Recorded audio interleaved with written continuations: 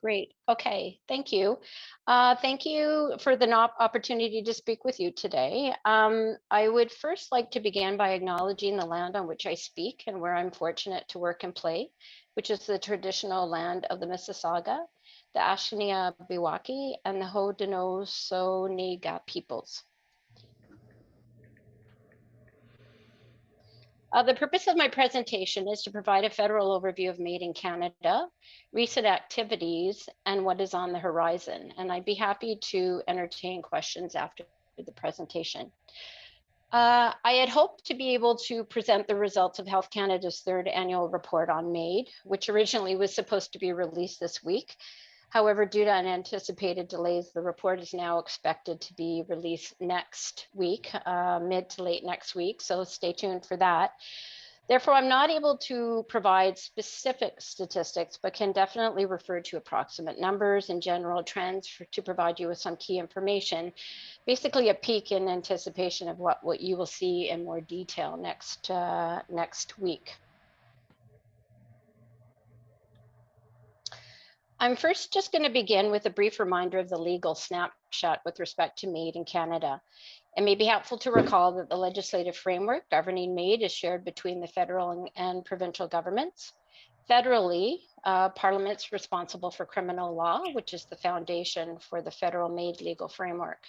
Legislation on MAiD, so that's Bill C-14 and more recently Bill C-7, sets out the framework for the legal provision of MAiD in Canada through a series of exemptions in the criminal code, so that practitioners and those who support them are not criminally liable for providing or be involved in lawful MAiD provision. The code also has stringent eligibility criteria and procedural safeguards, which form key elements of these exemptions, as well as reporting obligations for the monitoring of MAiD, which I'm going to speak to on the next slide.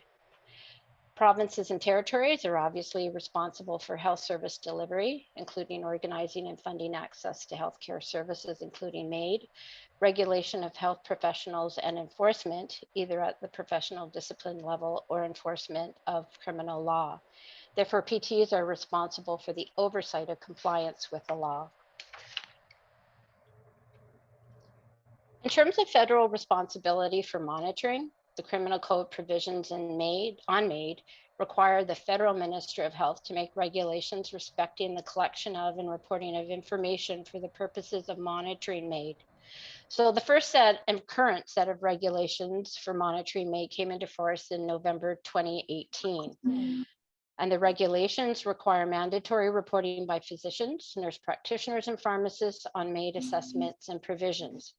To note, we are not receiving information from the person actually requesting MAiD, but from the practitioners themselves. Federal monitoring ensures broad and consistent data collection across Canada and supports the wider societal goals of public accountability and transparency.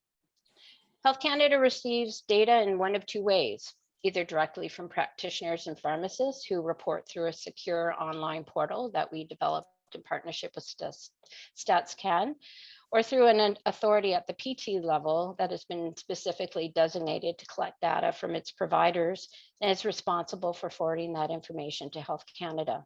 Usually it's a provincial or territorial Ministry of Health, but it also could be a health authority or another body. The data undergoes comprehensive verification and a cleaning process, and that is what we use to publish our annual report. So let's look at some of the information gleaned through the monitoring system. The next few what you will read in more detail when the third annual report, which is based on activity for the calendar year 2021, is released next week. The chart that I'm showing you now outlines the total number of reported MAiD deaths in Canada since MAiD became legal in 2016, in June 2016. So in 2021, there were approximately 10,000 MAiD deaths. This represents just over 3% of all deaths in Canada for that year, and is approximately a 30% increase in overall MAiD deaths from the previous year, 2020.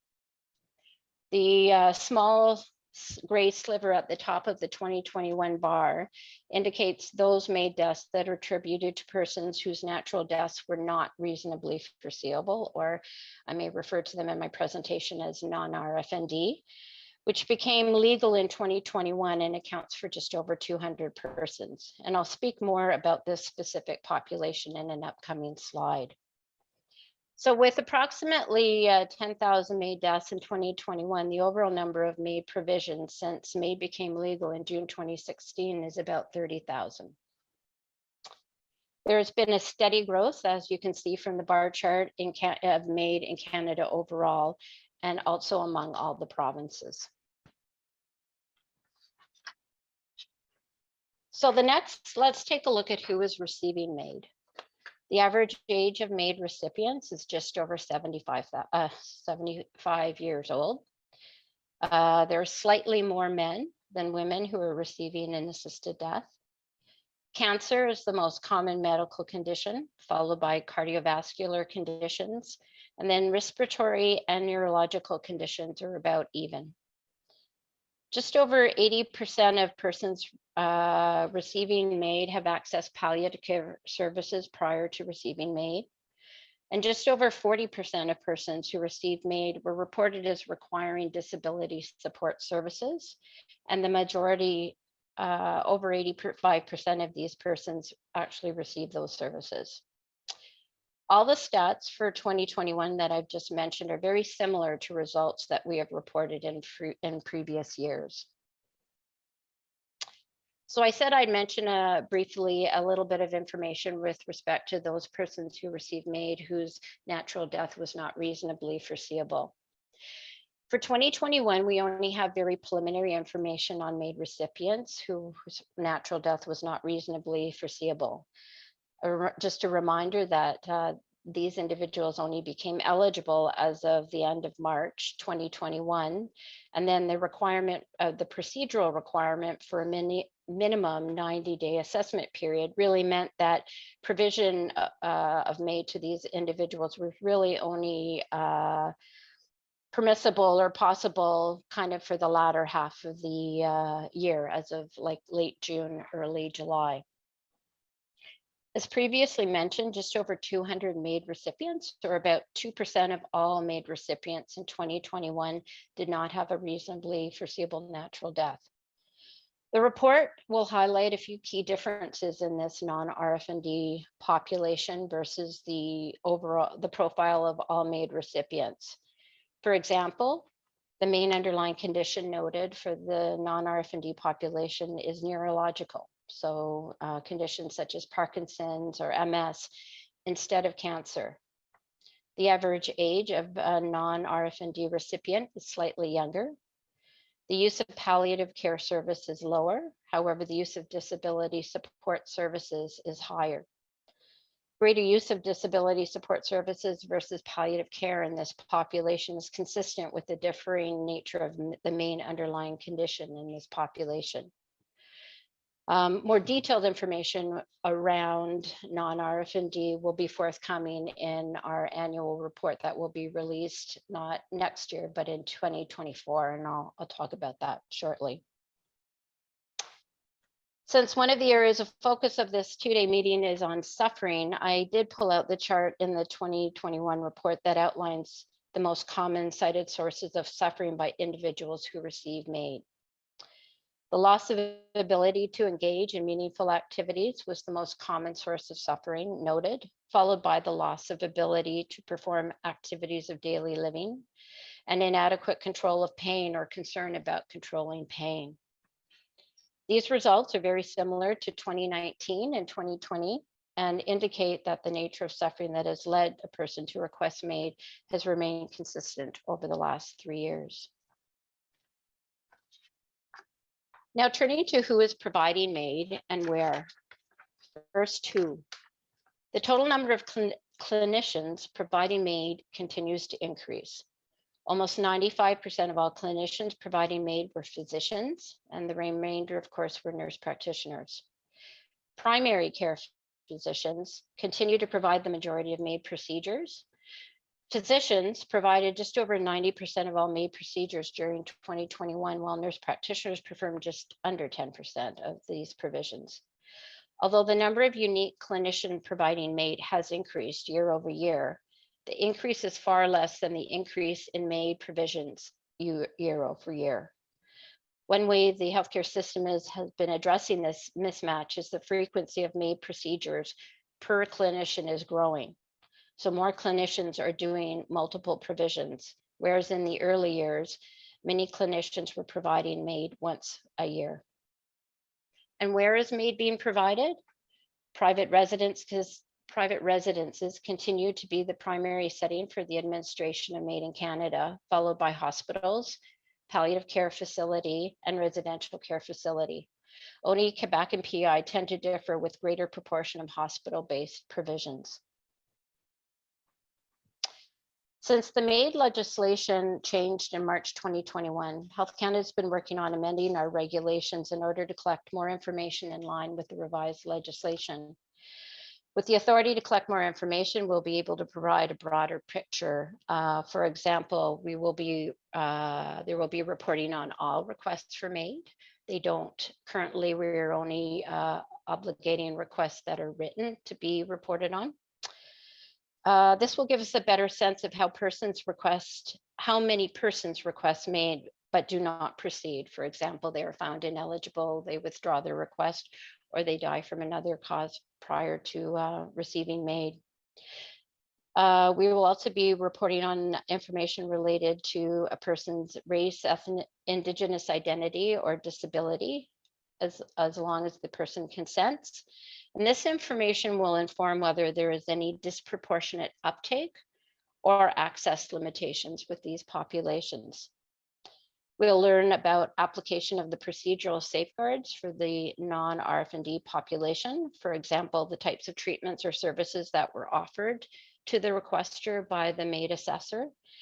And we'll learn about the application of the waiver of final consent arrangement for the RF&D population.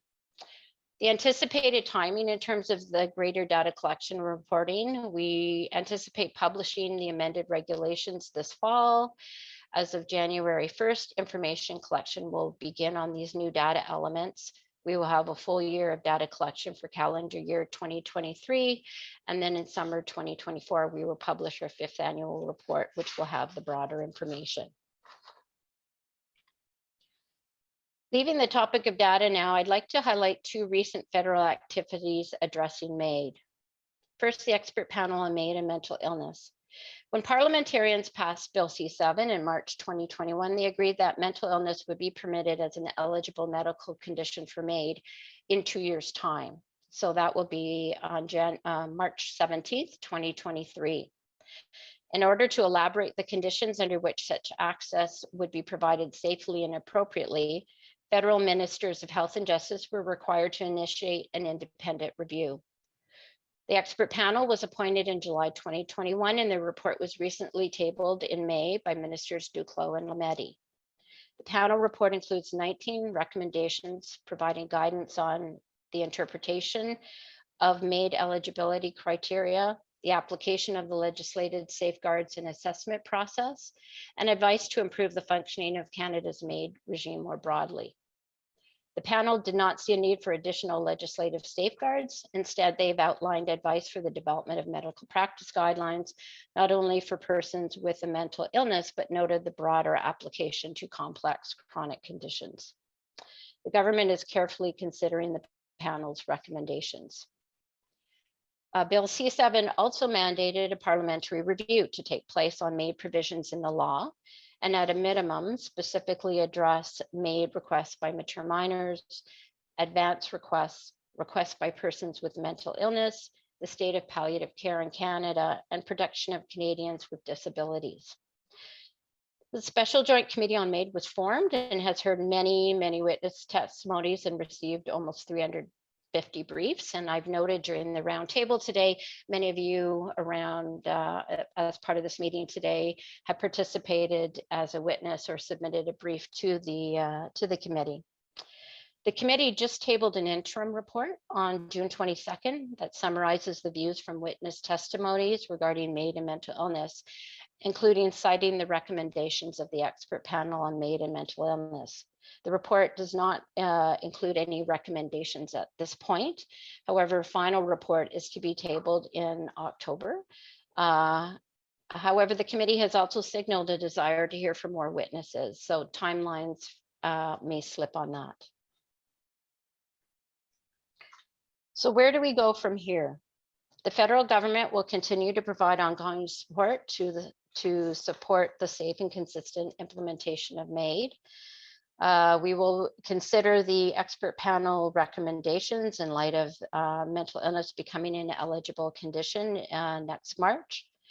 We are supporting providing funding to support to CAMAP, the Canadian Association of MAiD Assessors and Providers, to develop a nationally accredited MAiD curriculum to provide training for providers across Canada.